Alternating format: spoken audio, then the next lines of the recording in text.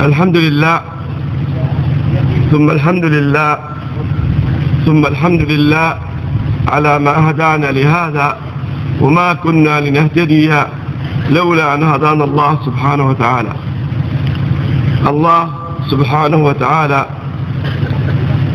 هو الخالق سبحانه وتعالى، وهو الرازق سبحانه وتعالى، وهو يفعل ما يشاء وكيف يشاء وفي أي وقت يشاء سبحانه وتعالى، فهو الفعال. لذلك الله سبحانه وتعالى عندما أراد أن يعرف سبحانه وتعالى فخلق الخلق حتى يتعرفوا عليه. لذلك مقصد جميع المخلوقات هو التعرف على خالقهم سبحانه وتعالى. فالله سبحانه وتعالى بين وقال في كتابه العزيز: وما خلقت الجن والإنس إلا ليعبدون. قال العلماء: أي ليعرفون. فالمقصد من وجود هذه البشرية كلها، ومن وجود هذه المخلوقات كلها، ومن وجود السماوات والأرض وكل مخلوقات الله سبحانه وتعالى، هو التعرف على الله جل جلاله. السلام عليكم ورحمة الله وبركاته. الحمد لله وكفى والسلام على عباده الذين اصطفى. أما بعد. Setelah beliau memuji Allah Ta'ala serta bersalawat kepada baginda Rasulullah Sallallahu Alaihi Wasallam, maka beliau menyampaikan ayat suci Al-Quran beserta hadis-hadis Nabi Sallallahu Alaihi Wasallam. Kemudian dia sampaikan bahwasanya Allah Subhanahu Wa Ta'ala adalah yang maha menciptakan, dia Allah Ta'ala yang maha menguasai dan yang memiliki segala sesuatu yang ada di alam semesta ini. Dialah Allah Ta'ala yang maha memberikan rezeki. Dialah Allah Ta'ala yang maha berbuat dengan apa yang dikehendaki oleh Allah SWT, yang telah, sedang dan akan terjadi, semua dalam ketentuan Allah Subhanahu Wa Ta'ala. Allah Subhanahu Wa Ta'ala yang telah menciptakan segala sesuatu, yang menjadikan segala sesuatu. Semua adalah ciptaan Allah Ta'ala, semua adalah makhluk Allah Ta'ala.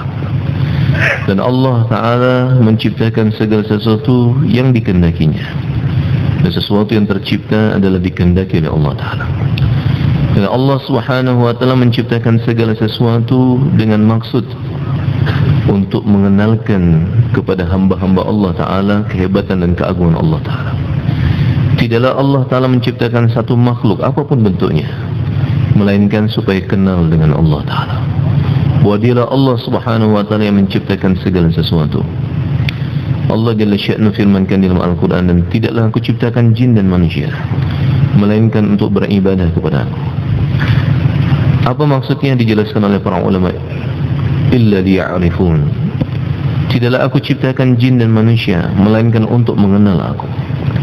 Diciptakan alam semesta ini, apapun bentuknya, langit, bumi, perbedaan siang dan malam, apapun bentuk makhluk-makhluk Allah Ta'ala, semuanya diciptakan oleh Allah Ta'ala adalah untuk mengenal Allah Ta'ala, mengenal keagungan Allah Ta'ala, kehebatan Allah Subhanahu Wa Ta'ala, untuk mengenal Allah Subhanahu Wa Ta'ala yang maha berbuat dengan apa yang dikehendaki oleh Allah Subhanahu Wa Ta'ala. فالله سبحانه وتعالى عندما أراد أن يعرف وخلق المخلوقات، خلقنا سبحانه وتعالى، فمقصدنا هو أن نتعرف على خالقنا سبحانه وتعالى. فالذي يمشي على هذا المقصد ينجح ويفلح، والذي يبعد عن هذا المقصد يخسر الدنيا والآخرة. ولله المثل الأعلى.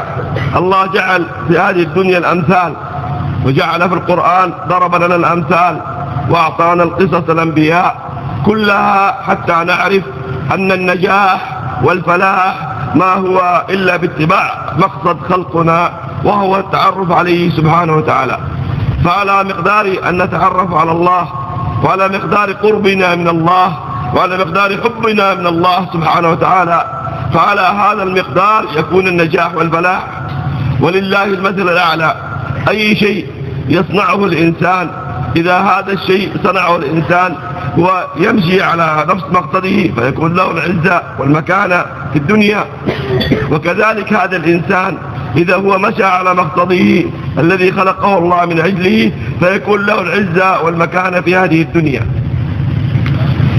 Allah Subhanahu wa taala menciptakan segala sesuatu, menciptakan makhluknya adalah untuk mengenal Allah SWT, agar hamba-hambanya mengenal Allah SWT. Allah SWT menciptakan seluruh makhluk, apapun juga, adalah untuk mengenal Allah Ta'ala. Dan apabila hambanya betul-betul melaksanakan, menunaikan maksudnya yang Allah Ta'ala telah ciptakan dia untuk itu untuk mengenal Allah Subhanahu wa taala, siapapun dia, maka dia akan diberikan kejayaan, kebahagiaan, kesuksesan, kedudukan, kemuliaan di dunia dan juga di akhirat selamanya. Tetapi apabila hambanya tidak menunaikan maksud dan tujuan kenapa Allah Ta'ala ciptakan dia untuk mengenal Allah, bahkan sebaliknya jauh dari Allah Ta'ala, jauh dari maksud hidupnya, maka dia akan binasa dunia dan akhirat. Allah Subhanahu wa taala menciptakan segala sesuatu yang ada di alam semesta ini supaya kita kenal dengan Allah Ta'ala. Bagi Allah Ta'ala permisalan-permisalan yang luar biasa, yang maha tinggi, permisalan-permisalan yang Allah Ta'ala sebutkan di dalam Al-Quranul Karim. Mereka telah mengarungi kehidupan dunia ini.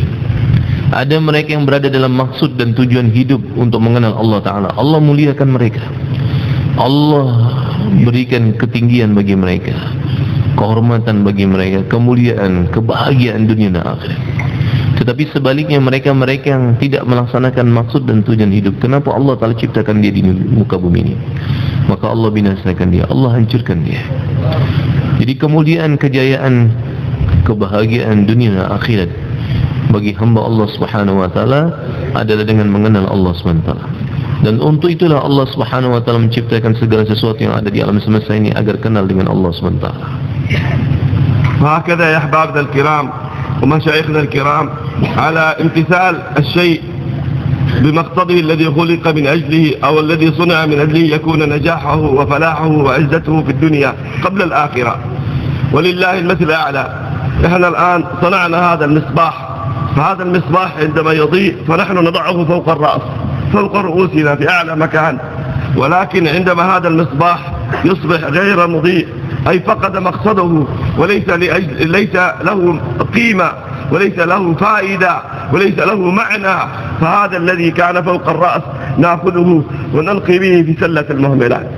فهكذا الله بين لنا والله وضح لنا، وسيدنا رسول الله صلى الله عليه وسلم وضح لنا وبين لنا وقال الدنيا خلقت لكم وأنتم خلقتم للآخرة. فمقصد هذا الإنسان هو الآخرة، هو التعرف على الله للتحصل على الآخرة. Ketika hamba Allah Subhanahu wa taala, yaitu kita manusia dan seluruh hamba Allah taala manusia dan jin, apabila berada dalam maksud dan tujuan yang Allah Ta'ala ciptakan dia untuk itu, maka ketika dia tetap melaksanakan maksud dan tujuannya selaku hamba Allah untuk kenal dengan Allah, untuk kenal dengan kehebatan Allah Ta'ala, maka Allah akan memberikan ketinggian kepadanya. Sejauh mana dia betul-betul melaksanakan, menunaikan maksud dan tujuan hidupnya, sejauh itulah ketinggian Allah akan berikan baginya, kemuliaan baginya. Sebagai satu permisalan, sebetulnya Allah Ta'ala memiliki permisalan yang maha agung, yang maha tinggi.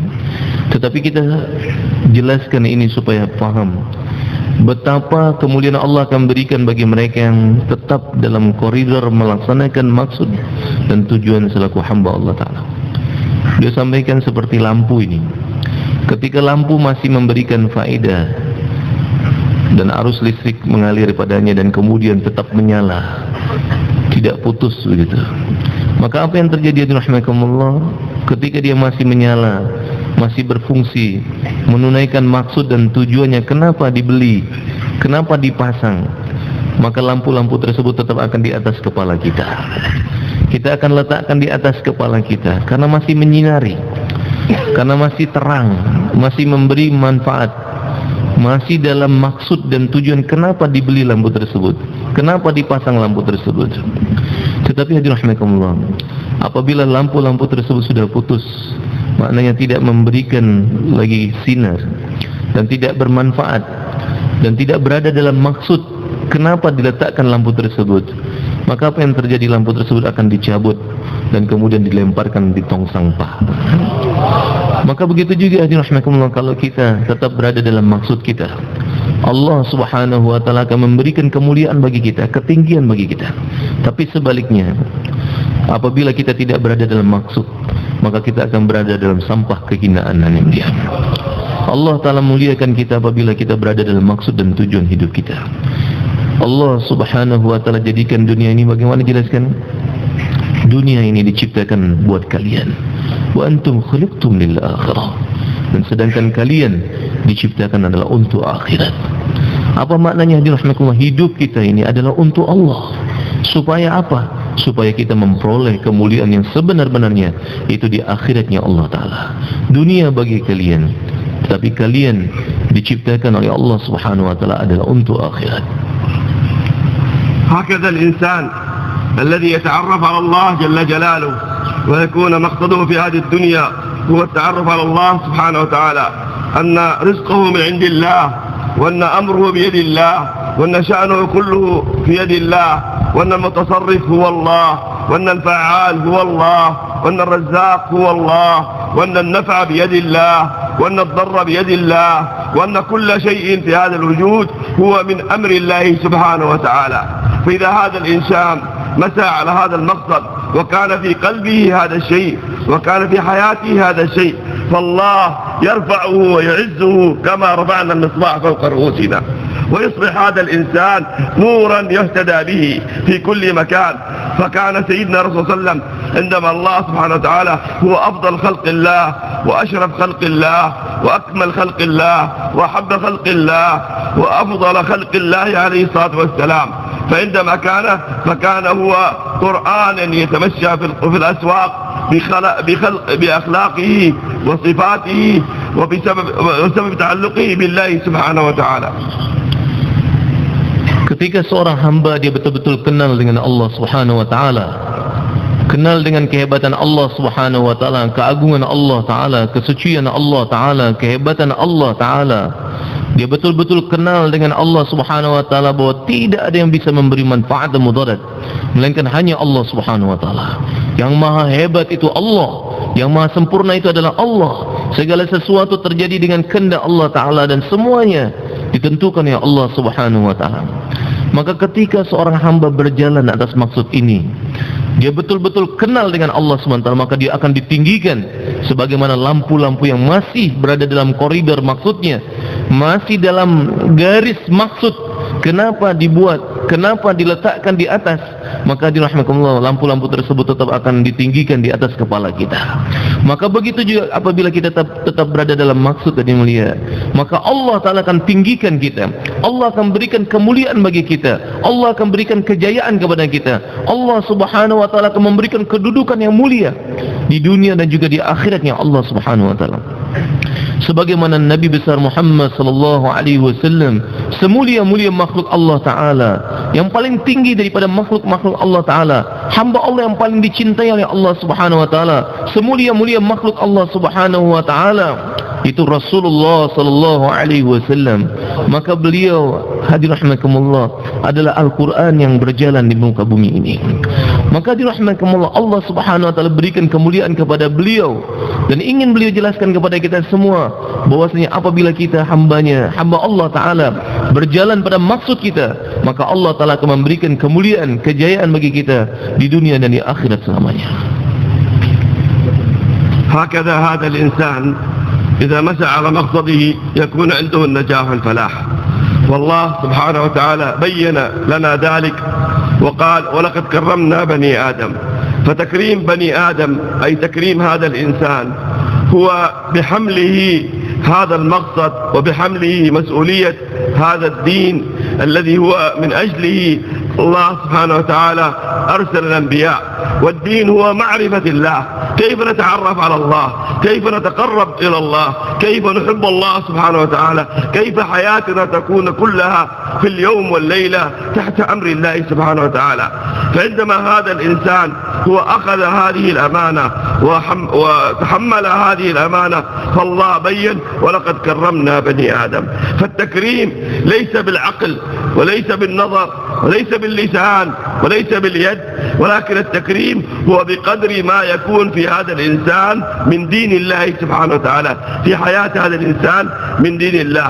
فعلى قدر ما يكون في هذا الإنسان في حياته أوامر الله ودين الله وسنة سيدنا محمد صلى الله عليه وسلم يكون هذا التكريم موجود، وإلا فهذا الإنسان ليس يكون عنده هذا التكريم.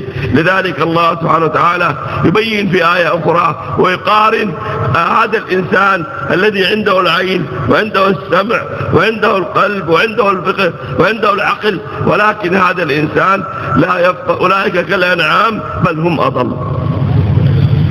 Allah subhanahu wa ta'ala firmankan di dalam Al-Quran Al-Karim, وَلَقَدْ كَرَّمْنَا بَنِي آدَمَ, sungguh kami memuliakan anak Adam. Maka dirahmatullah, kemuliaan yang bagaimana yang dimaksudkan oleh Allah subhanahu wa ta'ala di dalam Al-Quran Al-Karim? Kemuliaan yang sebenarnya yang Allah ta'ala berikan kepada manusia bukanlah karena jasadnya manusia itu sendiri, bukanlah karena matanya, bukan karena telinganya, bukan karena lidahnya, tetapi kemuliaan anak Adam, kemuliaan manusia sebagai asyraful makhlukat, semulia-mulia makhluk Allah SWT, karena manusia melaksanakan tanggung jawabnya. Apabila dia tetap berada dalam maksud dan tujuan hidup, kenapa Allah Ta'ala ciptakan dia? Apabila manusia melaksanakan amanah, menunaikan amanah yang Allah Ta'ala pikulkan di dalam pundak-pundak, di atas pundak-pundak manusia, maka manusia tersebut menjadi hamba yang dimuliakan oleh Allah Subhanahu wa taala. Tetapi apabila manusia tidak melaksanakan maksud dan tujuan hidupnya, dia tidak tunaikan agama, amanah agama dan usaha atas agama atas dirinya, maka dia akan menjadi hina di mulia. Bahkan Allah Subhanahu wa taala jelaskan setelah dikaitkan, dihubungkan, disebutkan tentang bagaimana manusia diberikan penglihatan, diberikan pendengaran, diberikan organ-organ tubuh oleh Allah Subhanahu wa taala, diberikan akal, diberikan hati, tetapi tidak digunakan itu semua sebagaimana semestinya yang Allah Subhanahu wa taala kehendaki. Dia tidak berada dalam maksud dan tujuan hidupnya sebagai semulia-mulia makhluk Allah Ta'ala yang Allah Ta'ala berikan takrim dan kemuliaan yang sebenarnya kepada hamba tersebut, yang Allah Ta'ala firmankan, وَلَقَدْ كَرَّمْنَا بَنِي آدَمَ, sungguh kami muliakan anak keturunan Adam. Tetapi ketika dia tidak tunaikan tanggung jawabnya dan amanah agama atas dirinya, maka Allah Jalla Sya'nu firmankan, بَلْ هُمْ أَضَلُّ, bahkan mereka lebih tersesat lagi, أَسْفَلَ سَافِلِينَ, selemah-lemah, serendah-rendah daripada makhluk Allah Subhanahu wa taala. Kapan itu akan terjadi yang mulia? Ketika manusia tidak menunaikan tanggung jawabnya, tidak menunaikan amanah yang Allah Ta'ala pikulkan atas dirinya. Dia tidak berada dalam maksud dan tujuan hidupnya untuk mengenal Allah Ta'ala, untuk dekat dengan Allah Subhanahu wa ta'ala. Jadi yang dimaksudkan dengan walaqad karramna bani Adam, sungguh kami muliakan anak keturunan Adam, bukanlah karena penglihatannya, bukan karena matanya, bukan karena telinganya, bukan karena akalnya, tidak. Tetapi kemuliaan anak Adam apabila anak Adam tersebut, manusia tersebut, hamba Allah tersebut berada dalam maksud dan tujuan hidupnya, dan dia tunaikan maksud dan amanah yang Allah Ta'ala bebankan atas dirinya, sehingga Allah Ta'ala akan memberikan kemuliaan baginya di dunia dan di akhirat. فمن أجل هذا المقصد وهو أن نتعرف على خالقنا سبحانه وتعالى، الله سبحانه وتعالى أرسل أحب خلقه لهذا الإنسان وهذه المخلوقات. ومن هم أحب خلق الله؟ الأنبياء هم أفضل خلق الله وأحب خلق الله لله، ولكن الله سبحانه وتعالى أرسل الأنبياء وجعل الأنبياء هؤلاء الأنبياء يمشون في الأسواق ويتكلمون مع الناس ويدعون الناس، وكان كل الأنبياء همهم شيء واحد، وهو يا أيها الناس قولوا لا إله إلا الله تفلحون. فالنجاح والفلاح ما هو إلا باتباع أمر الله سبحانه وتعالى. فعلى قدر هذا الإنسان في أمر الله في حياته يكون عنده النجاح. فلذلك كل الأنبياء جاءوا لأجل هذا المقصد.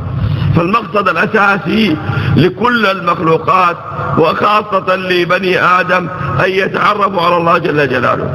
فقدر ما يأتي في قلوبنا هذا القلب، لذلك قال سيدنا رسول الله صلى الله عليه وسلم ألا إن في الجسد مضغة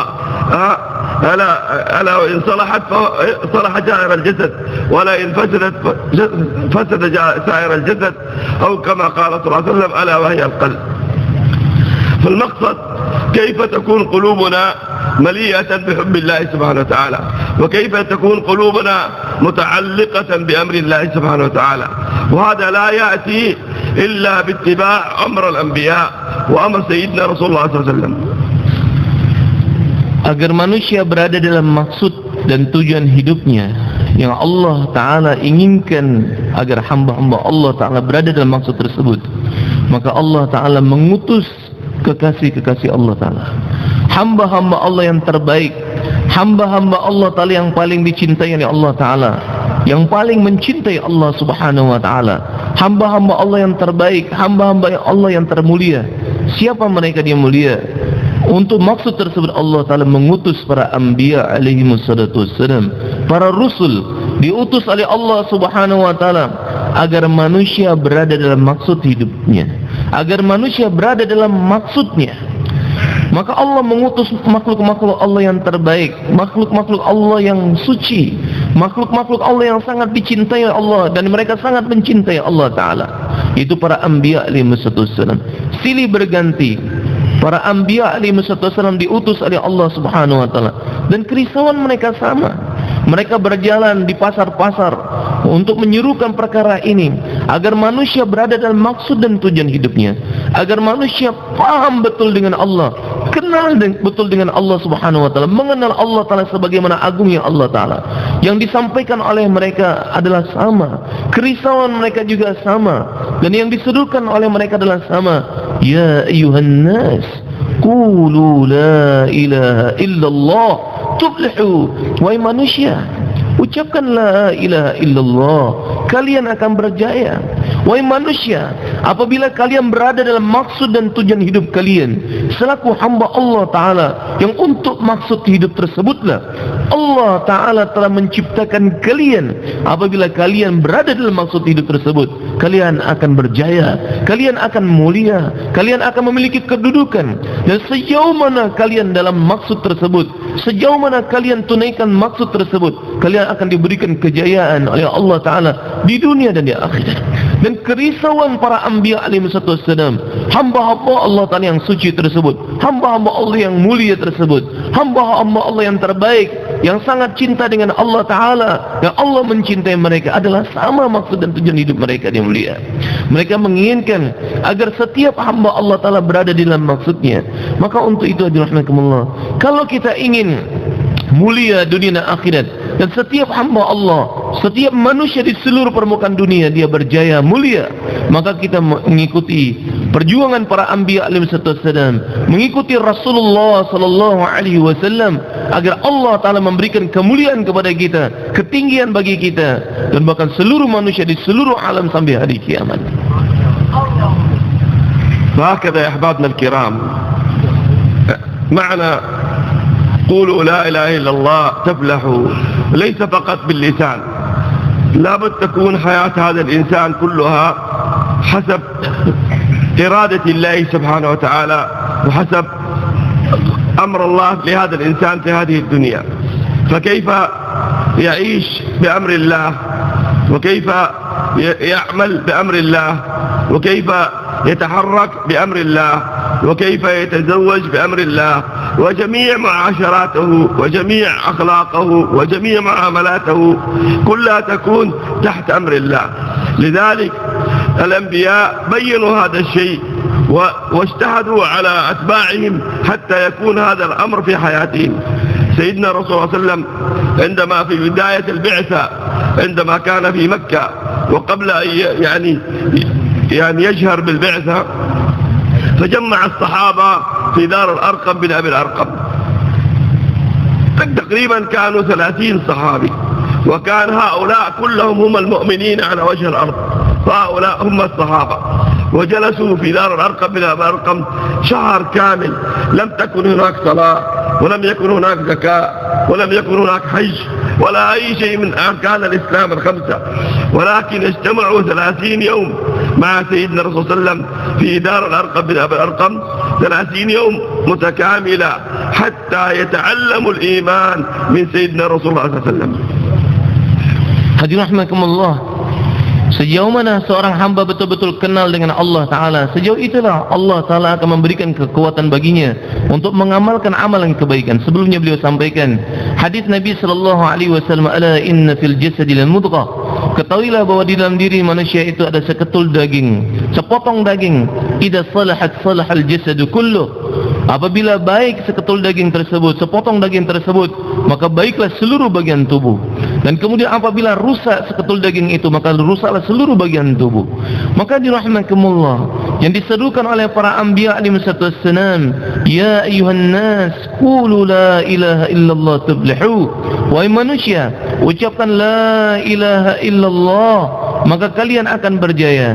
Yang dimaksudkan oleh Rasulullah SAW, yang dimaksudkan oleh para anbiya alaihi wassalam yang terdahulu, bukan hanya sebatas mengucapkan, tetapi bagaimana tertancap dalam hati kita ini keimanan, sehingga menggerakkan kita semua aspek kehidupan kita sesuai dengan kehendak Allah Subhanahu wa taala. Geraknya kita sesuai dengan kehendak Allah Taala, diamnya kita sesuai dengan kehendak Allah Subhanahu wa taala, sesuai dengan apa yang diinginkan oleh Allah Subhanahu wa taala.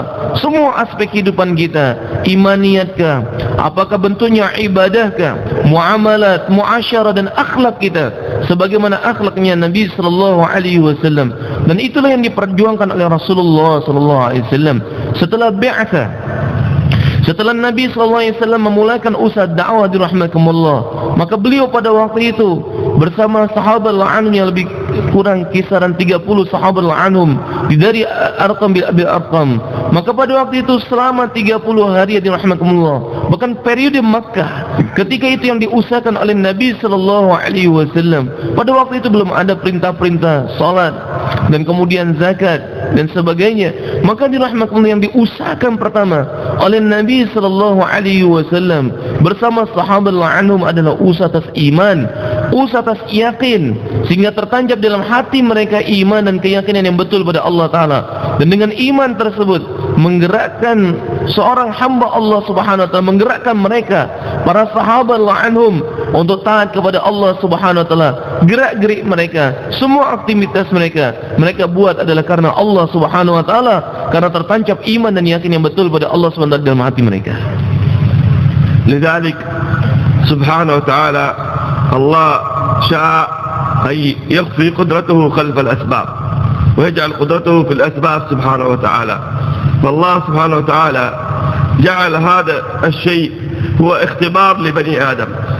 فالأسباب هي فقط أشياء يعني تقربنا إلى الله جل جلاله وتعرفنا على الله سبحانه وتعالى، ولكن قدرة الله سبحانه وتعالى فوق الأسباب وأعلى من الأسباب.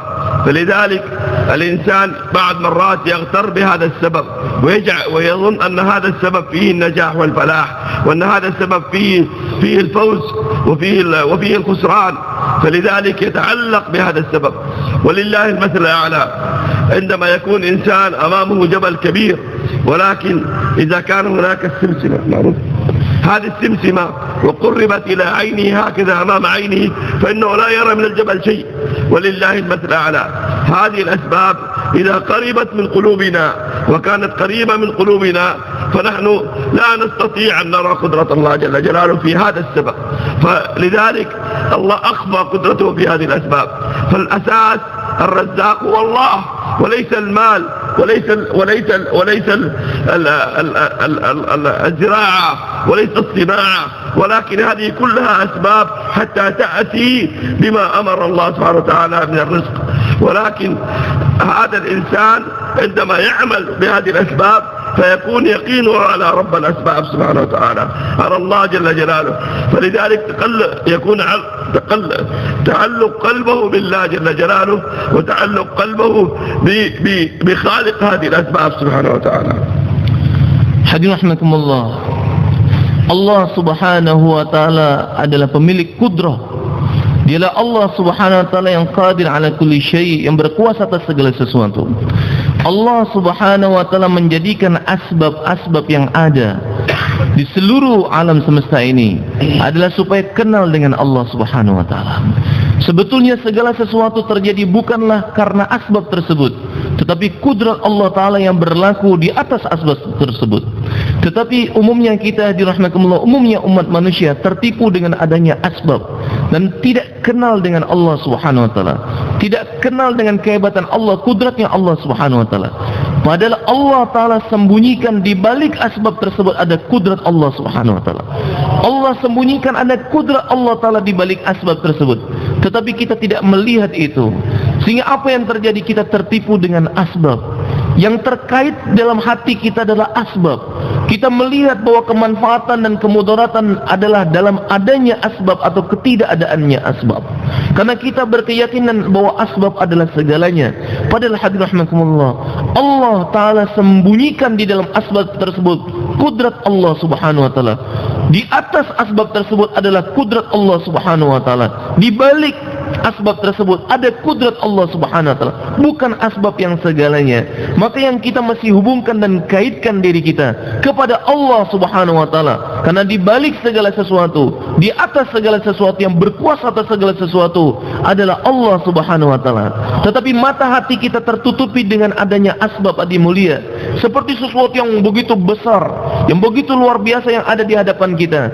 Kalau kita letakkan satu wijen yang kecil, biji-bijian yang kecil, katakanlah satu biji yang kecil, butiran kacang yang kecil, wijen yang kecil diletakkan di depan mata kita, maka akan menutupi segala sesuatu yang besar yang sebetulnya ada di hadapan kita, mulia.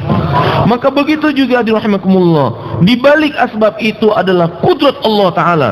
Wijen yang kecil tersebut atau biji-bijian yang sangat kecil tersebut adalah asbab, dan yang luar biasa, yang besar di balik biji-bijian tersebut adalah kudrat Allah Ta'ala. Tetapi kudrat Allah Ta'ala Allah sembunyikan dalam asbab. Tapi sayangnya kita tertipu dan mulia dengan melihat asbab, bahwa asbab adalah segalanya. Padahal asbab tidak bisa buat apa-apa. Di balik asbab ada kudrat Allah Subhanahu wa taala. Yang berkendak atas segala sesuatu adalah Allah Subhanahu wa taala.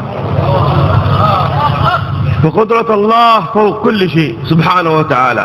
مثل هذا الجبل، جبل كبير، ولكن بسبب تعلقنا بالأسباب وتعلق قلوبنا بهذه الأسباب، وجعلنا أن نرى أن الفعال هذه الأسباب. نحن مأمورين بأخذ الأسباب، مأمورين بالتعامل مع الأسباب وليس ترك الأسباب، وهذا ترتيب هذا العمل المبارك. ولكن لا نجعل قلوبنا معلقة بالأسباب، بل نجعل قلوبنا معلقة برب الأسباب سبحانه وتعالى. الله هو المتسبب، الله هو الرزاق، الله هو المعطي، الله هو الفعال. فعندما تتعلق هذا القلب كما قال سيدنا صلى الله عليه وسلم، إذا صلح هذا القلب صلح سائر الجسد، تصلح الدنيا كلها. الآن الذي جاء على العالم وجاء على هذه الأحوال بسبب قلوبنا شغلت عن أصل مقصدها، وهو التعرف على الله جل جلاله. Hadirin rahimakumullah, gunung yang begitu besar, gunung yang begitu besar tidak terlihat oleh mata kita di mulia ketika tertutupi mata kita dengan sesuatu yang sangat kecil. Pada di balik mata tersebut ada gunung yang sangat besar. Kita hari ini melihat asbab adalah segalanya, tapi kita lupa dengan Allah Subhanahu wa taala Rabbul Asbab yang menjadikan segala sesuatu. Padahal hadirin rahimakumullah, yang menjadikan segala sesuatu yang ada di alam semesta adalah Allah Ta'ala. Dengan kudrat Allah Subhanahu wa taala segala sesuatu terjadi di mulia. Maka dirahmatullah, dalam kerja dakwah dan tabligh ini bukanlah maksudnya kita tidak sama sekali bersentuhan dengan asbab, meninggalkan asbab. Bagian dalam syariat, merupakan bagian daripada syariat Islam adalah bersentuhannya kita dengan asbab, bukan sesuatu yang dipisahkan daripada kehidupan kita. Tetapi yang tidak dikehendaki yang mulia adalah keterkaitan dan keterpautan hati kita kepada asbab yang mulia. Keyakinan kita kepada asbab, bersentuhannya kita dengan asbab, sesuatu yang disyariatkan, dan itulah syariat dalam Islam. Tetapi keyakinan kepada asbab, bahwa asbab adalah segalanya, maka itu adalah bertentangan dengan ad-din, bertentangan dengan kehendak daripada keimanan. Hadirin rahimakumullah, dalam asbab ada kudrat Allah Ta'ala, ada kehebatan Allah Ta'ala. Kejadian-kejadian yang terjadi hari ini hadirin mulia, kenapa ini semua terjadi? Karena keterpautan hati kita kepada asbab, keterkaitan hati kita kepada asbab. Kita tidak kenal lagi dengan Allah Ta'ala yang maha hebat, yang maha sempurna, yang maha agung. Kita lupa bahwa di balik asbab apapun juga, asbab-asbab tersebut tidak bisa memberi manfaat dan mudarat, tapi di balik asbab ada kudrat Allah Ta'ala, kuasa Allah Ta'ala. Dan apabila Allah Ta'ala berkehendak, maka segala sesuatu itu terjadi. Dan inilah yang dikehendaki oleh Nabi SAW. Inilah yang dimaksudkan oleh Rasulullah SAW. Ala inna fil jasadi la mudghah, idza salahat salahal jasadu kulluh, wa idza fasadat fasadal jasadu kulluh, ala wayal qalb. Ketahuilah dalam diri manusia itu ada seketul daging. Kalau seketul daging itu baik, maka semuanya akan jadi baik. Tapi apabila seketul daging itu rusak, maka seluruhnya akan rusak. Rusaknya diri kita dirahmatullah, karena hati kita ini terpaut kepada asbab, berkeyakinan kepada asbab, dan lupa dengan Rabbul Asbab. Pada Rabbul Asbab, Musabbibul Asbab, yang menjadikan asbab-asbab ini adalah segalanya, yaitu Allah Subhanahu Wa Taala. Dengan kudrat Allah Taala segala sesuatu terjadi. Mulia. فهذا القلب على قدر ما فيه من معرفة الله جل جلاله. لذلك الصحابة رضوان الله عليهم عرفوا أن الأمر بيد الله، وأن القدرة بأن عند الله سبحانه وتعالى، وأن هذه الأسباب وهذه الدنيا كلها دنيا آئلة إلى الفناء وإلى الذهاب. فعندما كان يعتريهم أي أمر ويأتي إليهم أي أحوال فيتوجهون إلى الله جل جلاله في جميع أمورهم الدنيوية والآخرة. عندما جاءوا الصحابة وذهبوا إلى البحرين وقاموا أمام البحرين، وكان أمامهم الفرس، وكان بينهم وبين الفرس الماء البحر.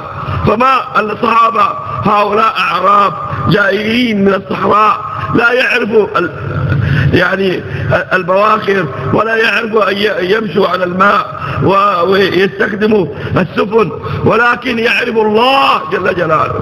فمعرفتهم بالله أغنتهم عن كل شيء من هذه الدنيا. فعندما ما تعرفوا على الله فقالوا يا الله هذا البحر مخلوق ونحن مخلوق وهؤلاء الناس مخلوق، فأنت يا الله عجزنا على هذا الماء. فمشوا. فيقول سيدنا أبو هريرة رضي الله عنه هذه القدرة عندما تتعلق القلب بقدرة الله سبحانه وتعالى. فيقول سيدنا أبو هريرة فمشينا فما ابتل لنا خف ولا حافر، أي حتى أقدامهم ولا أقدام الجمال ولا أقدام الخيل ابتلت بسبب الماء، ومشوا على الماء. الله أعطاهم ما أعطى الأنبياء، بل أعلى ما أعطى الأنبياء.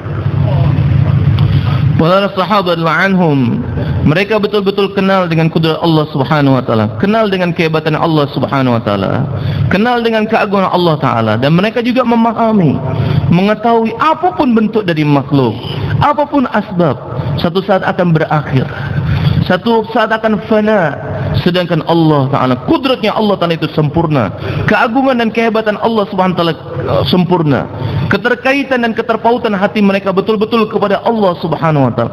Pandangan mereka tertuju pada Allah Ta'ala. Apapun dalam urusan dunia ataupun urusan akhirat, semua mereka pandangannya betul-betul tertuju pada Allah Subhanahu Wa Ta'ala. Lihat bagaimana sahabat anhum ketika mereka hendak memperjuangkan agama ke Bahrain, dan mereka mesti melalui lautan yang begitu luas, lautan lepas yang begitu luas. Mereka tidak kenal bagaimana teknologi membuat perahu yang bagus, kapal laut, kapal layan yang bagus. Tetapi dalam hati mereka kenal dengan Allah Ta'ala. Dalam hati mereka ada keterpautan kepada Allah Subhanahu Wa Ta'ala. Mereka memahami kami adalah makhluk, lautan juga adalah makhluk, mereka juga adalah makhluk. Wahai Allah, perjalankan kami, lalukan kami untuk mengarungi samudra yang luas tersebut. Maka apa yang terjadi? Mereka menyebut nama Allah Subhanahu Wa Ta'ala, maka mereka mengarungi samudra tersebut. Dan kemudian dengan kuda-kuda mereka, dengan onta mereka, dan bahkan Abu Hurairah anhu mengatakan kaki-kaki kuda mereka tidak sedikit pun basah oleh air tersebut. Allah Ta'ala lalukan mereka, Allah jadikan mereka mengarungi lautan tersebut tanpa ada samudra sekalipun, tanpa menggunakan perahu sekalipun. Allah Subhanahu Wa Ta'ala jalankan mereka di atas air, sebagaimana Allah Ta'ala telah menolong para anbiya alaihissalam. Maka begitu juga Allah Ta'ala telah menolong para sahabat anhum. Kenapa? Karena hati mereka ta'alluqnya sempurna kepada Allah Subhanahu Wa Ta'ala. بهذا التعلق بالله جل جلاله، وعندما كانت قلوبهم مليئة بحب الله سبحانه وتعالى وحب حبيبه صلى الله عليه وسلم، فالله سبحانه وتعالى سخر لهم الدنيا بما فيها. صحابي جليل رضي الله عنه تميم الداري رضي الله عنه ظهرت في المدينة نار فجاءوا الصحابة لسيدنا عمر رضي الله عنه قال يا أمير المؤمنين أدرك المدينة ظهرت النار سوف تحرق المدينة. فقال سيدنا عمر رضي الله عنه ذهب إلى بيئة الإيمان وبيئة تصنيع الرجال وبيئة تجهيز القلوب إلى الله جل جلاله وهي المساجد أحب بقاع الله سبحانه وتعالى. إذا أردنا أن نكون قلوبنا مليئة بحب الله فلا بد أن نعلق قلوبنا ببيوت الله سبحانه وتعالى. لا بد أن يكون بيننا وبين بيوت الله اتصال. فذهب سيدنا عمر إلى المسجد فوجد صحابي جليل اسمه تميم الداري. هذا صحابي ممكن ليس مشهور كثير ولكنه قلبه عنده الإيمان واليقين على الله أن الفعال هو الله جل جلاله وأن القادر هو الله سبحانه وتعالى وأن كل شيء بأمر الله سبحانه وتعالى. فجاء سيدنا عمر وقال يا تميم قم إلى النار هذا بركانه. الآن أنتم ما شاء الله أهل أندونيسيا تعرفوا هذه الأشياء. إذا ظهر البركان الله يحفظنا وإياكم في أي مكان لا تستطيع أي قوة في العالم بكل قوتها وبكل تكنولوجيتها أن تخبد هذه النار، لا تستطيع. ولكن الحل الوحيد هو الإخلاء والبعد عن هذا المكان. ولكن الصحابة ما فهموا هذا الشيء، فهموا عندهم أن هذا البركان خلق من مخلوقات الله ونحن خلق من مخلوقات الله، فالذي يكون على المقصد هو الذي يرفعه الله جل جلاله، والذي يكون خلف المقصد فالله يضعه سبحانه وتعالى. فعندما كان في قلب الصحابة هذه قوة الإيمان وقوة التعلق بالله جل جلاله، فعندما ذهب الصحابي وقال له أمير المؤمنين يا تميم قم للنار، فقال يا أمير المؤمنين من أنا ومن أكون؟ أنا إنسان عادي رجل مخلوق وهذه نار كبيرة. فقال له أمير المؤمنين يا تميم قم للنار. فقال فما وجدت مفرا من إطاعة أمير المؤمنين، فقال أنا لازم أتبع وأسمع كلام أمير المؤمنين. فذهب فسيدنا عمر يروي القصة الآن فيقول فوضع رداءه على كتفه، يعني تميم وضع الرداء على كتفه وشمر عن ساعديه وجعل يهش النار كما يهش أحدنا الغنم، حتى هذه النار دخلت في فوهتها في فتحتها وأخمدها بيده وخرج ولم تصبه شيئا. هذه العلاقة مع الله. إذا كان الإنسان عنده المقدرة وعلاقته مع الله، الله يسخر لنا الدنيا كلها بما فيها. كل الدنيا هذه تكون إطاعة لهذا الإنسان، لهذا الذي المسلم الذي في حياته أمر الله جل جلاله وسنة حبيبه محمد صلى الله عليه وسلم. Ketika seorang hamba betul-betul kenal dengan Allah Subhanahu wa taala, cinta kepada Allah Subhanahu wa taala, yakin kepada Allah Subhanahu wa taala dan ittiba' kepada Nabi sallallahu alaihi wasallam, maka Allah taala akan menundukkan makhluk-makhluknya kepada hamba-hamba Allah tersebut. Sebagaimana satu orang sahabat yang mulia, itu Sayyidina Tamim Ad-Dari radhiyallahu anhu, pada masa Sayyidina Umar radhiyallahu anhu, ketika itu hadirin rahimakumullah, keluar vulkano api di Madinah. Maka hadirin rahimakumullah, apa yang terjadi? Maka pada waktu itu hadirin rahimakumullah, Sayyidina Umar radhiyallahu anhu mendapati dalam kehidupan para sahabat radhiyallahu anhum, mereka dalam suasana iman, mereka dalam suasana keyakinan kepada Allah Subhanahu wa taala, mereka dalam suasana iman dan keyakinan yang betul pada Allah taala.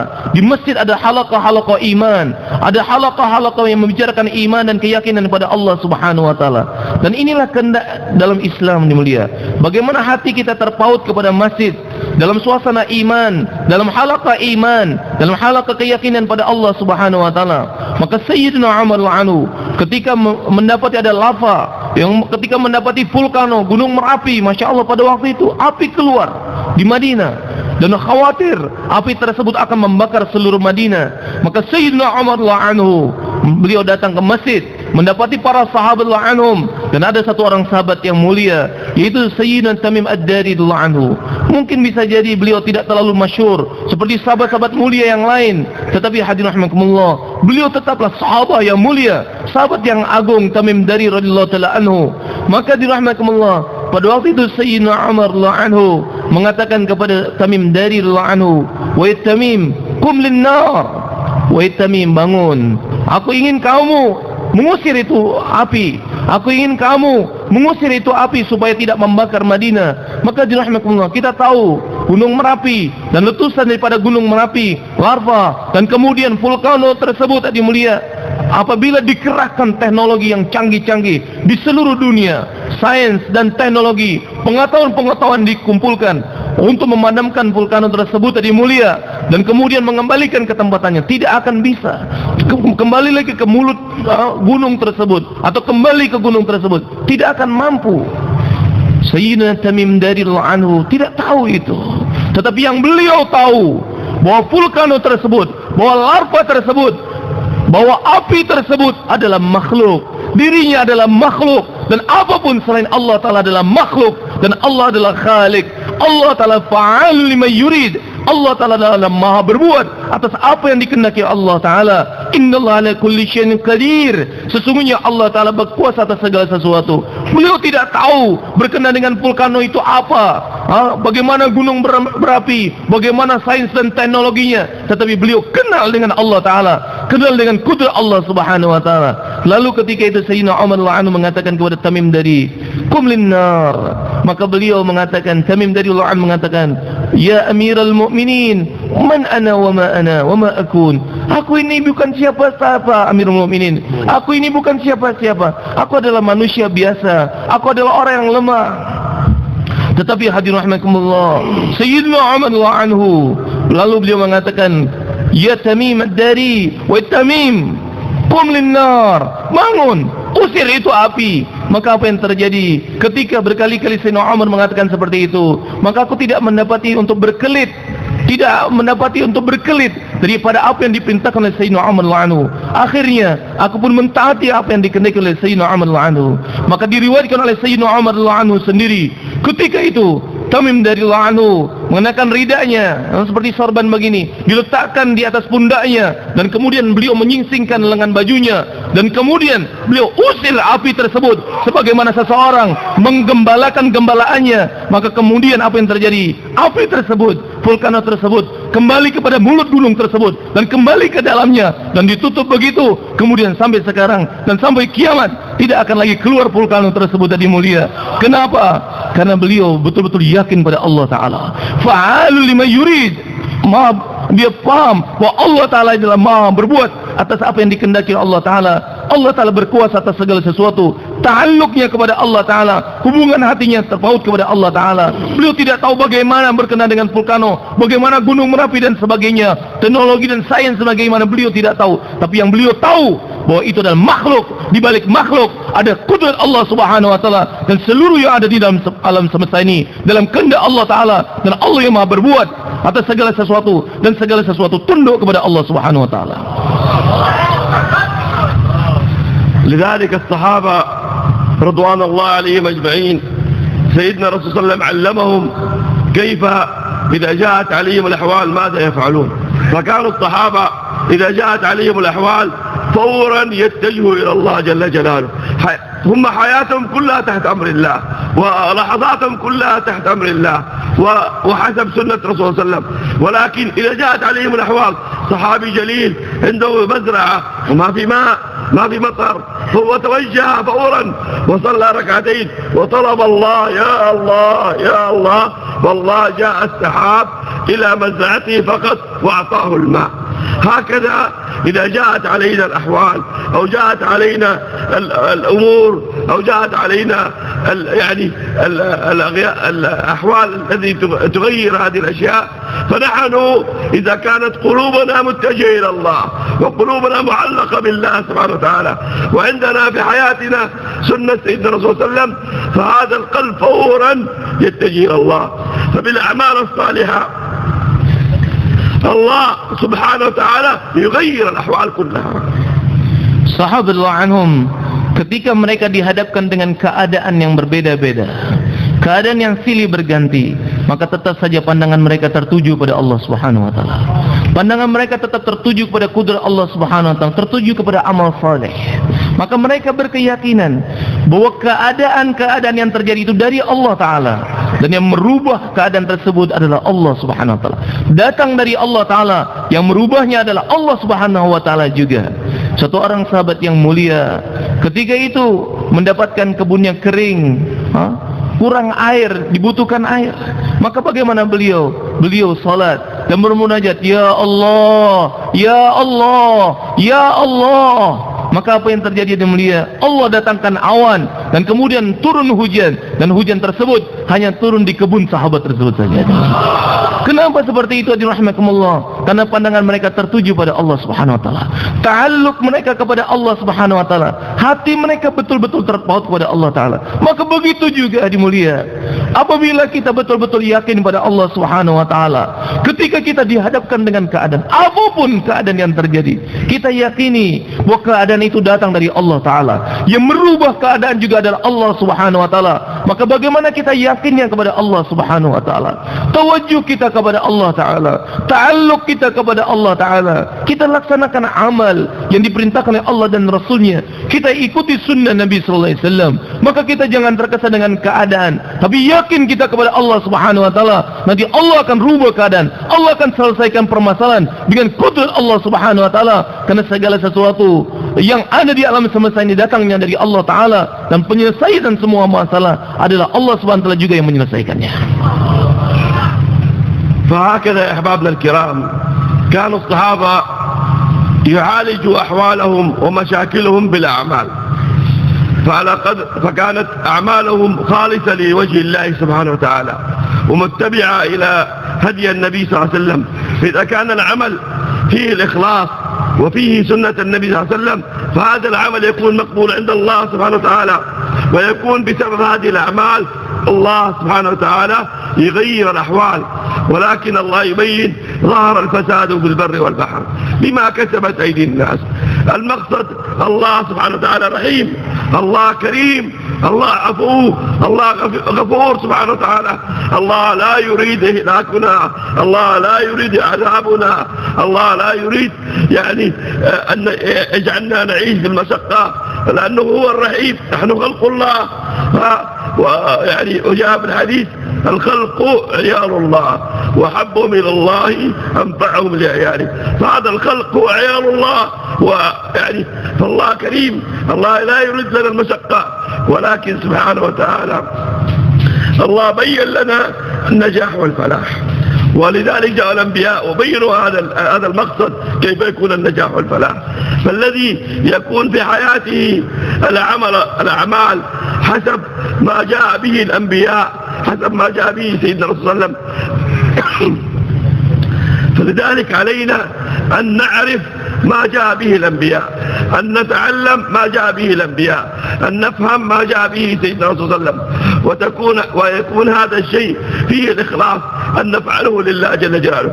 فإذا جاء هذا العمل الصالح، والله سبحانه وتعالى يغير أحوال هذه الدنيا كلها ويجعل فيها البركة والخير.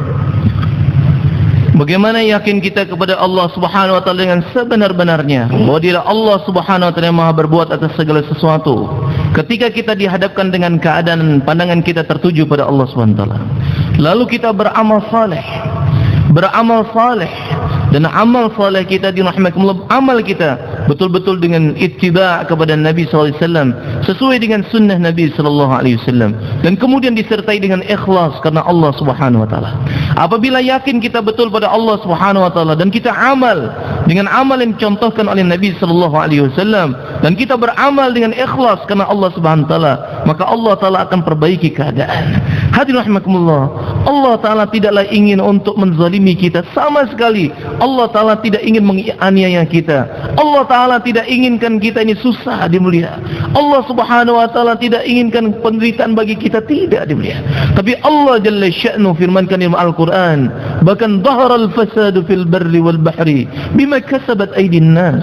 Telah nampak kerusakan kerusakan di daratan dan di lautan karena ulah-ulah manusia. Kerusakan-kerusakan yang terjadi mulia bukanlah karena Allah Ta'ala itu inginkan menzalimi kita, menganiaya kita, meletakkan kita dalam kerusakan ataupun kerusakan, bukan yang mulia. Tetapi hadirin rahimakumullah, ini semua bermuara karena kerusakan daripada amal-amal kita. Dhaharal fasadu fil barri wal bahri bima kasabat aydin nas. Telah nampak kerusakan di daratan dan di lautan kena ulah-ulah manusia. Hadirin rahimakumullah, Rasulullah sallallahu alaihi wasallam bahkan jelaskan dalam riwayat, al-khalqu ayalullah, bahwa makhluk-makhluk Allah Ta'ala adalah keluarganya Allah, kama yaliku bi sya'ni, dalam pemeliharaan Allah Subhanahu wa taala. Maka Allah Ta'ala kepada hamba-hambanya, Allah selalu ingin memberikan kemanfaatan. Allah mencintai hamba-hambanya, Allah menginginkan kemanfaatan kepada hamba-hambanya. Tetapi sayang dan sangat disayangkan, kerusakan-kerusakan yang terjadi ini adalah bermuara karena rusaknya amalan umat manusia. Dhaharal fasadu fil barri wal bahri bima kasabat aydin nas. Telah nampak kerusakan di daratan dan di lautan karena ulah daripada manusia itu sendiri. Sedangkan Allah SWT inginkan kemuliaan bagi kita. Lalu bagaimana supaya keadaan diperbaiki oleh Allah Ta'ala?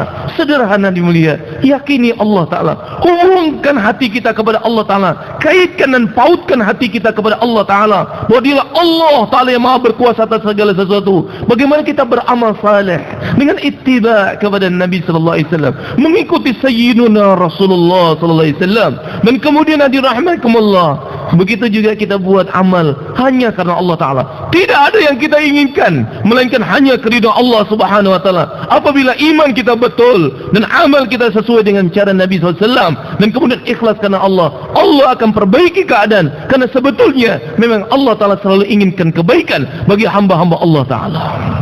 لذلك الصحابة فهموا هذا الشيء، فكان إذا جاءهم أي شيء يتوجهوا إلى الله بالدعاء وبالعمل الصالح ويدعو الله سبحانه وتعالى، فالله سبحانه وتعالى يرفع عنهم هذا الغم، والله سبحانه وتعالى يعطيهم سبحانه وتعالى من موعداته سبحانه وتعالى.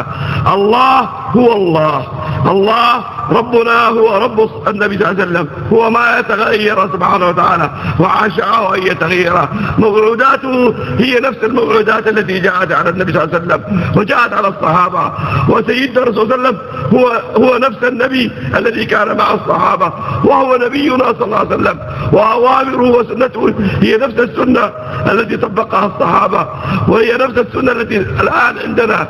ولكن يا أحبابنا الكرام، إذا جاء في قلبنا قدرة الله وعظم أمر الله، وجاء في قلبنا اتباع سنة النبي صلى الله عليه وسلم وهدي النبي صلى الله عليه وسلم، وجاء في قلبنا الإخلاص، فبهذه الأشياء الله سبحانه وتعالى يغير أحوال الأمة كلها ويجعل فيها الخير والبركة كما جاء في الصحابة رضوان الله عليهم. Sahabat Allah anhum paham betul atas perkara ini yang mulia. Mereka paham betul atas perkara ini, bahwa Allah Subhanahu wa taala sangat inginkan kebaikan bagi hamba-hambanya. Tidaklah mungkin sama sekali Allah Ta'ala ingin penganiayaan kepada hambanya. Tidak dimulia. Maka mereka betul-betul paham atas perkara ini. Hadirin rahimakumullah, Allahnya para sahabat anhum adalah Allahnya kita. Allahnya para anbiya alaihi wassalatu wassalam adalah Allahnya kita juga. Tidak sedikit pun berubah dimulia, karena sesuatu yang berubah dari satu keadaan ke keadaan yang lain adalah selain Allah Ta'ala.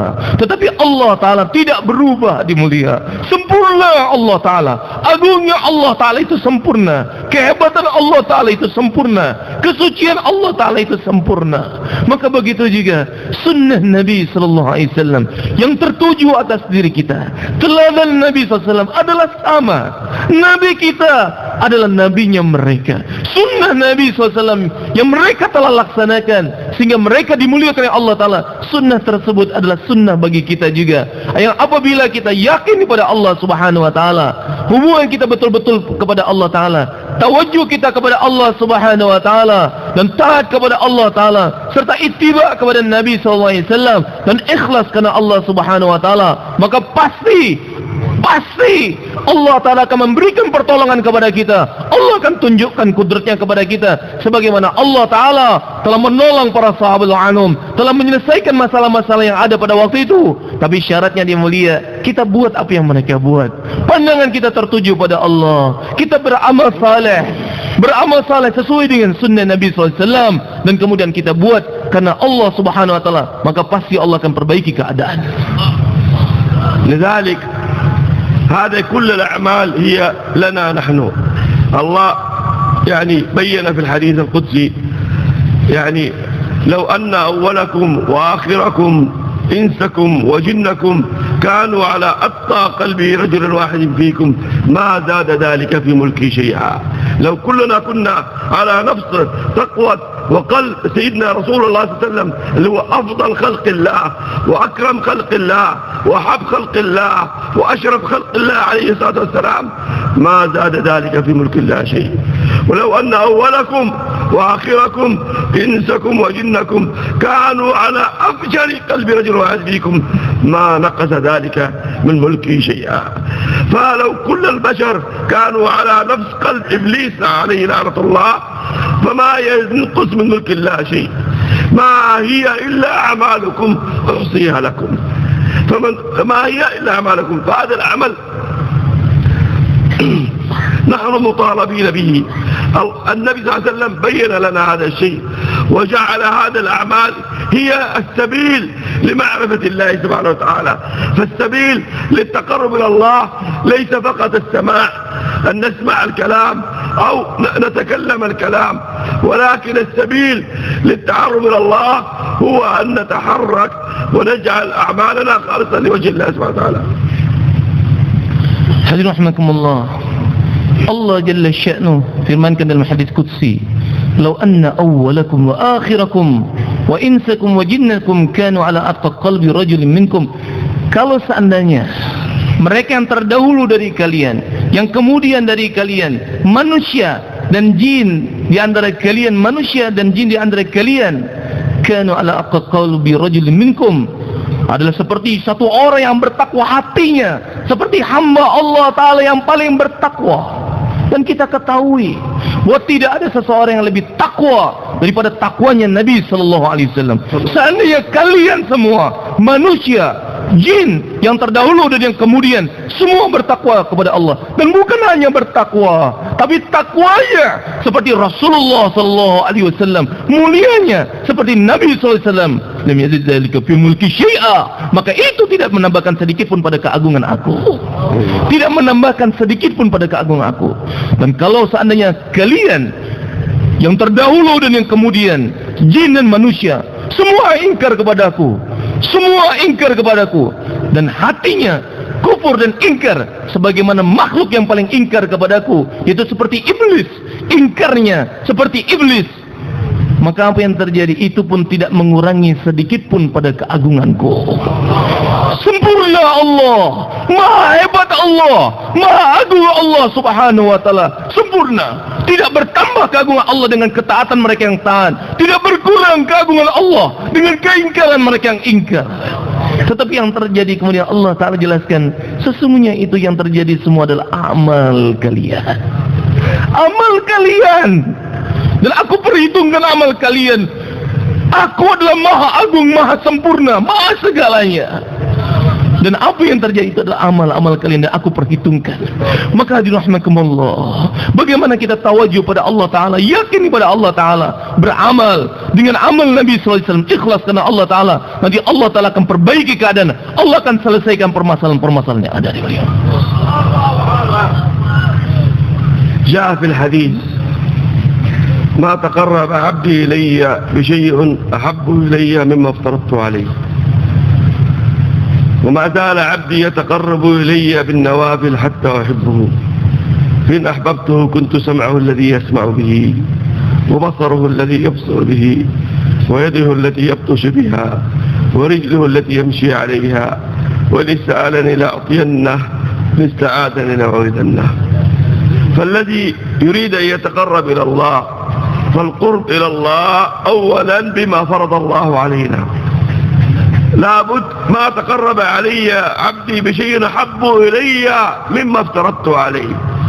لذلك مولانا الشيخ إبراهيم حفظه الله ورعاه وزاد الله في عمره ونفعنا الله به يقول يعني الصلاة من صلحت صلاته صلح سائر عمله.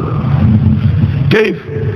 الصلاة الآن الذي تكون صلاته صالحة يكون في صلاته الخشوع والخضوع، ويكون في صلاته التقوى، ويكون في صلاته الإخلاص، ويكون في صلاته يعني أمر الله سبحانه وتعالى وتقديم أمر الله سبحانه وتعالى، فتكون سائر أعماله الأخرى كلها يكون فيها الصلاح. فلذلك الصلاة هي المعراج الذي يعرج به الإنسان إلى الله جل جلاله، وهو الطريق الذي يوصل هذا المخلوق إلى الخالق سبحانه وتعالى. لذلك عندما جاء في الحديث عندما الإنسان يقول الله أكبر فالله جل جلاله يأمر الملائكة أن ترفع الحجب بيني وبين عبدي. فالذي يكون قلبه متصل بالله، الذي يكون قلبه فيه حب الله جل جلاله، والذي يكون في قلبه خشية الله سبحانه وتعالى، فهذا الإنسان يكون باتصال مباشر بينه وبين الله جل جلاله. ولكن إذا هذا القلب زاغ ولو شيء بسيط فالله سبحانه وتعالى يقول للملائكة أزلوا الحجب الذي بيني وبين عبدي. Hadirin rahimakumullah, sebelumnya beliau sampaikan bahwa yang satu-satunya jalan hadirin rahimakumullah untuk menyelesaikan masalah dan keadaan hadirin rahimakumullah adalah bagaimana kita ini beramal. Kita bergerak untuk agama Allah SWT. Tidak cukup hanya dibicarakan, tidak cukup hanya diperdengarkan atau didengarkan, tidak. Tetapi kita bergerak untuk agama Allah Subhanahu wa taala supaya menghasilkan keyakinan yang betul pada Allah Subhanahu wa taala dan beramal saleh sesuai dengan Nabi SAW dan ikhlas karena Allah Subhanahu wa taala. Kemudian hadirin rahimakumullah, Allah Subhanahu wa taala firmankan dalam hadis qudsi, tidaklah hambaku selalu dalam keadaan, tidaklah sesuatu yang lebih mendekatkan kepadaku melebihi daripada amalan yang aku fardukan atas dirinya. Dan apabila terus hamba tersebut melaksanakan sunnah-sunnahku dan mendekat kepadaku dengan sunnah-sunnahku, maka aku akan mencintai dia. Dan apabila aku mencintai dia, maka dia akan menjadi pendengaran, aku akan menjadi pendengarannya yang dia akan mendengar dengannya, penglihatannya yang dia melihat dengannya. Maka dirahmatkumullah, amalan yang sangat mendekatkan seorang hamba kepada Allah Subhanahu wa taala adalah amalan yang difardukan oleh Allah Subhanahu wa taala. Dan satu amalan yang difardukan oleh Allah Subhanahu wa taala, amalan yang sangat luar biasa adalah salat. Dan apabila salat seseorang itu baik, maka seluruh amalannya akan baik. Seluruh bagian tubuh seseorang itu akan baik apabila salatnya baik. Kenapa dirahmatullah Maulana Ibrahim hafizahullah, beliau menjelaskan bahwa semoga Allah Subhanahu wa taala memanjangkan umur beliau, Allah taala memelihara beliau, menjaga beliau. Maka beliau sampaikan dirahmatullah, kenapa salat itu adalah amalan yang terbaik dirahmatullah, dan apabila baik salat, maka seluruh bagian tubuh kita akan baik, seluruh amalan juga akan menjadi baik. Kenapa dirahmatullah? Karena ketika salat, ketika seseorang itu mengandangkan Allahu Akbar, maka hatinya apabila betul-betul tawajuh pada Allah taala, hubungannya betul-betul pada Allah Subhanahu wa taala, maka seluruh bagian tubuhnya akan selalu taat kepada Allah Subhanahu wa taala. Maka seseorang yang betul-betul melaksanakan salatnya, maka salatnya itu luar biasa. Apabila seseorang itu salat, maka mi'rajnya orang yang beriman adalah salatnya. Apabila seseorang itu salat, maka akan disingkap tabir, disingkap hijab di antara dia dengan Allah Subhanahu wa taala. Allah taala perintahkan kepada para malaikat untuk menyingkap tabir di antara dia dengan Allah Subhanahu wa taala.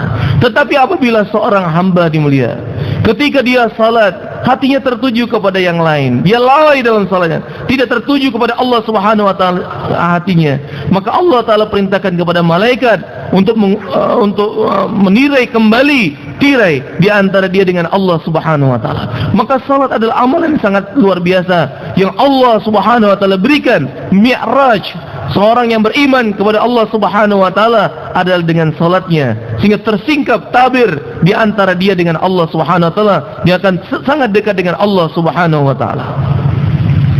فلذلك يا أحبابنا الكرام لابد هذه الصلاة التي هي بيننا وبين الله سبحانه وتعالى، العلاقة التي بيننا وبين الله، المعراج الذي بيننا وبين الله سبحانه وتعالى، لا بد تكون على منهاج النبوة وعلى ترتيب النبي صلى الله عليه وسلم. فلذلك الذي صلاته صلحت فأعماله جميعها كلها تصلح، أعماله الدنيوية وأعماله الخارجية كلها تصلح بصلاح صلاته. ولذلك الصحابة رضوان الله أجمعين كانوا إذا طلبوا شيء من الله فيلجأوا إلى الصلاة، لأنه كان عندهم حقيقة الصلاة، وكانت أعمالهم وحياتهم خارج الصلاة كما هي حياتهم داخل الصلاة. في الصلاة الإنسان يكون دائما تحت أمر الله، دائما في مراقبة الله، دائما في اتصال مع الله جل جلاله، دائما يكون على منهاج النبي صلى الله عليه وسلم وعلى سنة النبي صلى الله عليه وسلم، ودائما يكون عنده الإخلاص لله جل جلاله، ولا يلتفت يمينا ولا شمالا. فهكذا تصلح حياته كلها. فإذا كانت الحياة خارج الصلاة كما هي داخل الصلاة فيكون هذا الإنسان في النجاح والفلاح. Sahabat anhum mereka betul-betul bertawajjuh pada Allah Subhanahu wa taala. Sehingga ketika mereka salat betul-betul tawajjuh pada Allah Subhanahu wa taala. Mereka memahami bahwa salat dan mi'rajnya seorang yang beriman kepada Allah Subhanahu wa taala. Sehingga salat mereka betul-betul tawajjuh kepada Allah taala, sehingga salat mereka membuahkan satu amalan-amalan yang luar biasa di luar salat mereka. Di luar salat mereka betul-betul bertawajjuh pada Allah taala. Amal-amal mereka ketika di luar salat sama seperti mereka di dalam salat, yaitu amal mereka sesuai dengan kehendak Allah dan juga sunnah Nabi sallallahu alaihi wasallam. Ketika salat mereka betul-betul pada Allah, sudah bertawajjuh pada Allah taala, maka apa saja hajat mereka yang inginkan, mereka akan bermunajat pada Allah Subhanahu wa taala, karena mereka yakinnya betul pada Allah Subhanahu wa taala. Sehingga Allah taala berikan kejayaan kepada mereka, kemuliaan bagi mereka, kebahagiaan mereka di dunia dan di akhirat. Kenapa dirahmatkumullah? Karena kehidupan mereka sesuai dengan kehendak Allah. Semua gerak-gerik mereka sesuai dengan kehendak Allah dan sunnah Nabi sallallahu alaihi wasallam. Dan itu buah daripada salat mereka yang betul-betul khusyuk, salat mereka yang betul-betul tawajjuh pada Allah Subhanahu wa taala, dan mereka memahami salat dan mi'raj orang yang beriman kepada Allah Subhanahu wa taala. وهذا الأمر لا يأتي إلا بالتعلم. لابد نتعلم من العلماء ونتعلم كيف نصلي حسب صلاة النبي صلى الله عليه وسلم. الصلاة لابد نتعلمها، ولابد نتوجه إلى العلماء حتى نتعلم هذا الشيء. هذا الأمر أمر الدين لابد يأخذ من الأنبياء، والأنبياء أعطوا هذا العلم للعلماء، والعلماء جاءوا لنا بهذا العلم إلى الآن. فلا بد نقدر العلماء ونحترم العلماء ونقدم العلماء ونتعلم منهم أمور ديننا. Kemudian bagaimana semua aspek kehidupan kita sesuai dengan kehendak Allah dan sunnah Nabi SAW, terutama salat kita. Maka dirahmatkumullah kita belajar dari para alim ulama. Karena ulama adalah pewaris para anbiya alaihi wasallam, pewaris para nabi. Maka dirahmatkumullah, para nabi tidaklah mewariskan dinar juga tidak dirham, tetapi mewariskan ilmu. Oleh karena itulah bagaimana kita datang kepada alim ulama, menghargai para alim ulama, memuliakan mereka, duduk dalam majlis mereka, bertanya kepada mereka masalah-masalah ilmu agama. Karena apa? Dirahmatkumullah, kejayaan kita, kemuliaan kita sejauh mana amal agama dalam kehidupan kita. Dan amal agama akan diterima oleh Allah Subhanahu wa taala apabila sesuai dengan kehendak Nabi SAW, sesuai dengan sunnah Nabi SAW. Dan itu kapan kita akan dapatkan? Kalau kita belajar dan tahu bagaimana ilmunya. Oleh karena itulah kita bagaimana datang kepada alim ulama dan memuliakan para alim ulama. Ya ahbabna al-kiram, هذا الدين دين عظيم، وأمر الله سبحانه وتعالى أمر كبير، ولكن احنا علينا أن نتوجه إلى الله جل جلاله. ولذلك لابد لنا أن نعيش في بيئة الإيمان ونجلس في بيئة الإيمان، كما كان يعني سيدنا الرسول صلى الله عليه وسلم يبين أن الإنسان الذي قلبه معلق بالمساجد هذا دليل الإيمان، لأن بيئة الإيمان في المساجد ومواقع الإيمان في المساجد وحب البقاء إلى الله هي المساجد. فإن الإنسان الذي وضع نفسه في هذه البيئة حتى نتعلم الإيمان لابد نتعلمه ليس فقط بالكلام، ولكن الإيمان لابد أن نجتهد حتى يأتي في قلوبنا ونتعلم هذا الإيمان. Kemudian yang dirahmatkumullah, agama Allah Ta'ala adalah agung, perintah Allah Subhanahu wa Ta'ala adalah sangat besar. Oleh karena itulah bagaimana kita usaha untuk mengusahakan iman kita, dan bagaimana kita dudukkan diri kita dalam suasana iman. Dan suasana iman adalah di masjid. Bagaimana ada suasana iman dimanapun kita berada. Dan kemudian bagaimana kita kaitkan hati kita di masjid, kaitkan hati kita ke masjid. Bagaimana pautkan hati kita ke masjid dan ada dalam suasana masjid, duduk dalam suasana iman, dalam suasana amal rahimakumullah. Bagaimana kita buat amalan-amalan masjid sehingga akan terbentuk iman dan yakin kepada Allah Subhanahu wa taala. Karena masjid adalah tempat yang paling mulia di muka bumi ini. Maka bagaimana kita dudukkan diri kita dalam suasana iman, suasana keyakinan kepada Allah Subhanahu wa taala. فالبيئة مهمة أن ننشئ البيئات الصالحة حتى هذا الإنسان يتعلم ويتعرف على ربه سبحانه وتعالى. والبيئة تأثر على هذا الإنسان. فالذي أراد أن يتعلم الزراعة فيذهب إلى المزارع يتعلم منه، والذي أراد أن يتعلم الصناعة فيذهب إلى المصانع ويتعلم منهم. وكذلك هذا الإنسان الذي أراد أن يتعرف على ربه سبحانه وتعالى فلا بد أن يذهب إلى هذه البيئات، بيئات الإيمان. وبيئات الإيمان هذه موجودة في بيوت الله سبحانه وتعالى. لذلك الله سبحانه وتعالى خص هذه الأمة بأمر آخر غير جميع الأمم السابقة، وميزهم بأمر مميز عن الأمم السابقة كلها. Dan kemudian yang dirahmatkumullah, untuk mengusahakan iman maka kita butuh dengan suasana iman. Suasana iman sangat dibutuhkan dan lumrah. Seperti umumnya seseorang ingin mempelajari sesuatu, maka dia butuh suasana atas sesuatu itu. Misalnya seseorang ingin bagaimana belajar tentang pertanian, maka dia butuh dengan suasana bagaimana bercocok tanam. Maka dia pergi ke sawah, dia pergi ke ladang, dia pergi ke pekebunan dan sebagainya. Maka begitu juga seseorang ingin mengetahui bagaimana memproduksi sesuatu dari satu pabrik, maka dia masih berada dalam suasana pabrik dan melihat langsung bagaimana dalam suasana pabrik tersebut sehingga diproduksi apa yang hendak diproduksi. Maka begitu juga dirahmatkumullah iman. Suasana iman itu adalah di masjid. Maka kita butuh dengan suasana iman. Apabila kita dudukkan diri kita dalam suasana iman, maka Allah Ta'ala akan memberikan kekuatan iman kepada kita. ولذلك يا أحبابنا الكرام الله جعل هذه الأمة لها ميزة خاصة وميز هذه الأمة بميزة خاصة. والله سبحانه وتعالى أعطى هذه الأمة مسؤولية خاصة، وهي نفس مسؤولية الأنبياء، وهي أن تعرف الخلق إلى الله جل جلاله. جميع الأنبياء كما كنا سابقا أنهم كلهم جاءوا لتعريف الخلق بالخالق. فهذه الأمة كذلك الله خصها بهذا الشيء. لذلك الله يقول كنتم خير أمة أخرجت للناس تأمرون بالمعروف وتنهون عن المنكر وتؤمنون بالله. يقول العلماء في هذه الآية الله سبحانه وتعالى طبعا الله لا يقبل أي عمل إلا بالإيمان، والله سبحانه وتعالى لا يعني يجعل في أي عمل البركة إلا بالإيمان.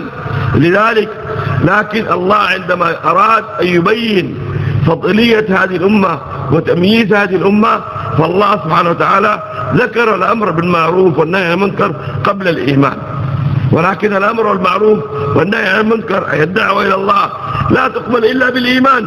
ولكن الله حتى يميز لماذا جعلت هذه الأمة خير أمة، والله بين أولا في كتابه وقال كنتم خير أمة أخرجت للناس تأمرون بالمعروف وتنهون عن المنكر وتؤمنون بالله.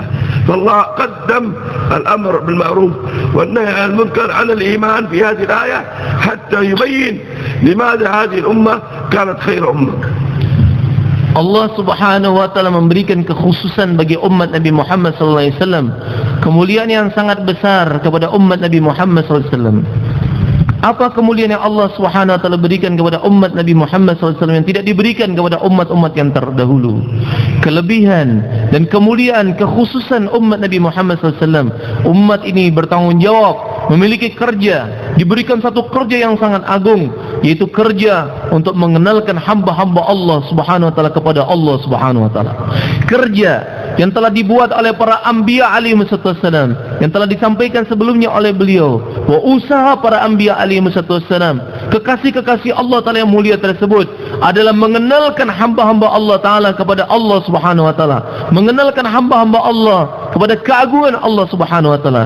Dan inilah kemuliaan dan kekhususan yang Allah berikan kepada umat Nabi Muhammad sallallahu alaihi wasallam. Allah berikan kemuliaan dengan kerja yang telah dibuat oleh para anbiya alaihi wasallam, kerja, usaha yang dibuat oleh Rasulullah sallallahu alaihi wasallam, sehingga kan Allah Subhanahu wa taala firmankan di dalam Al-Qur'an, kuntum khaira ummatin ukhrijat lin-nas ta'muruna bil ma'ruf wa tanhauna 'anil munkar wa tu'minuna billah. Kalian semua adalah umat yang terbaik yang dihantarkan untuk seluruh manusia. Kalian menyuruh kepada yang ma'ruf dan mencegah dari yang munkar, dan kalian beriman kepada Allah Subhanahu wa taala. Hadirin rahimakumullah, dijelaskan oleh para ulama, betul, satu amalan tidak akan diterima melainkan dengan iman. Amalan kebaikan akan diterima oleh Allah Subhanahu wa taala, syaratnya adalah iman. Apabila tidak ada iman, walaupun amalnya nampaknya baik, tapi karena ketidakadaan iman, maka amal tersebut tidak akan diterima oleh Allah Subhanahu wa taala.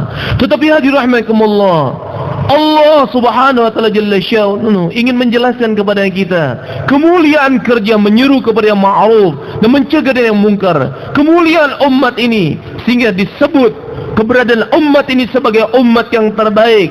Disebutkan kerja, amal, usaha untuk menyeru kepada yang ma'ruf dan mencegah dari yang mungkar, itu lebih dahulukan dari wa tu'minu billah. Kalian beriman kepada Allah Subhanahu wa taala. Allah jalla sya'nuhu firmankan, kalian semua adalah umat yang terbaik. Kuntum khaira ummatin ukhrijat lin-nas ta'muruna bil ma'ruf wa tanhauna 'anil munkar wa tu'minuna billah. Terakhir baru disebutkan wa tu'minuna billah, tapi lebih dahulu didahulukan keberadaan umat ini sebagai umat yang terbaik.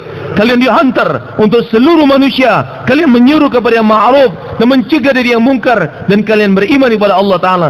Kenapa disebut keberadaan umat ini sebagai umat yang terbaik dan kerja ta'muruna bil ma'ruf wa tanhauna 'anil munkar wa tu'minuna billah dilebih dahulukan dari wa tu'minuna billah? Karena kemuliaan dan keagungan, ketinggian kerja yang mulia ini dan keberhakan daripada setiap individu umat Nabi Muhammad SAW, maka penyebutan ta'muruna bil ma'ruf wa tanhauna 'anil munkar tersebut dilebih dahulukan dan mulia. Inilah kemuliaan umat ini, sehingga umat ini disebut sebagai umat yang terbaik.